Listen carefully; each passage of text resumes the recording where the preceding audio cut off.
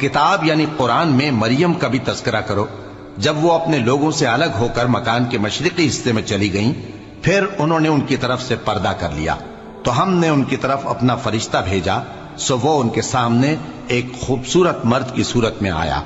مریم بولی کہ اگر تم پرہیزگار ہو تو میں تم سے بچنے کے لیے رحمان کی پناہ لیتی ہوں۔ فرشتے نے کہا کہ میں تو تمہارے پروردگار کا بھیجا ہوا یعنی فرشتہ ہوں، اور اس لیے آیا ہوں کہ تمہیں پاکیزہ لڑکا بخشوں۔ مریم نے کہا کہ میرے ہاں لڑکا کیوں کر ہوگا جبکہ مجھے کسی مرد نے بطور شوہر چھوا تک نہیں اور میں بدکار بھی نہیں ہوں۔ فرشتے نے کہا کہ یوں ہی ہوگا، تمہارے پروردگار نے فرمایا کہ یہ مجھے آسان ہے اور میں اسے اسی طریق پر پیدا کروں گا تاکہ اس کو ہم لوگوں کے لیے اپنی طرف سے نشانی اور ذریعہ رحمت بنائیں، اور یہ کام مقرر ہو چکا ہے۔ چنانچہ وہ اس بچے کے ساتھ حاملہ ہو گئیں اور اسے لے کر ایک دور جگہ چلی گئیں۔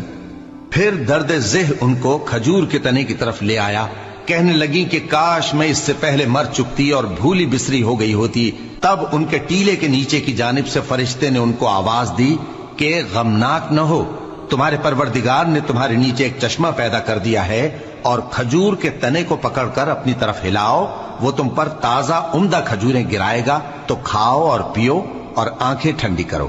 اگر تم کسی آدمی کو دیکھو تو کہنا کہ میں نے اللہ کے لیے روزے کی منت مانی، تو آج میں کسی آدمی سے ہرگز کلام نہیں کروں گی۔ پھر وہ اس بچے کو اٹھا کر اپنی برادری والوں کے پاس لے آئیں۔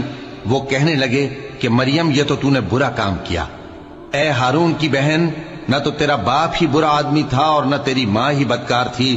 تو مریم نے اس بچے کی طرف اشارہ کیا۔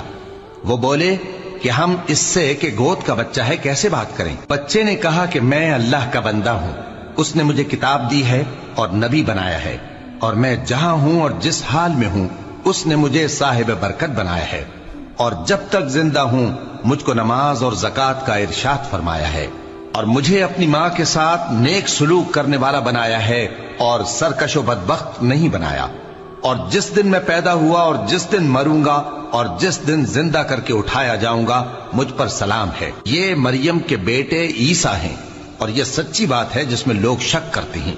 اللہ کو شایع نہیں کہ کسی کو بیٹا بنائے، وہ پاک ہے، جب کسی چیز کا ارادہ کرتا ہے تو اس کو یہی کہتا ہے کہ ہو جا تو وہ ہو جاتی ہے، اور بے شک اللہ ہی میرا اور تمہارا پروردگار ہے، تو اسی کی عبادت کرو، یہی سیدھا رستہ ہے۔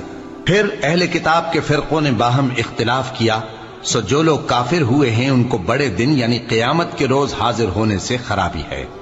وہ جس دن ہمارے سامنے آئیں گے کیسے سننے والے اور کیسے دیکھنے والے ہوں گے، مگر ظالم آج کھلی گمراہی میں ہے۔ اور ان کو حسرت و افسوس کے دن سے ڈرا دو جب بات فیصل کر دی جائے گی اور وہ غفلت میں پڑے ہوئے ہیں اور ایمان نہیں لاتے۔ ہم ہی زمین کے اور جو لوگ اس پر بستے ہیں ان کے وارث ہوں گے، اور ہماری ہی طرف ان کو لوٹنا ہوگا۔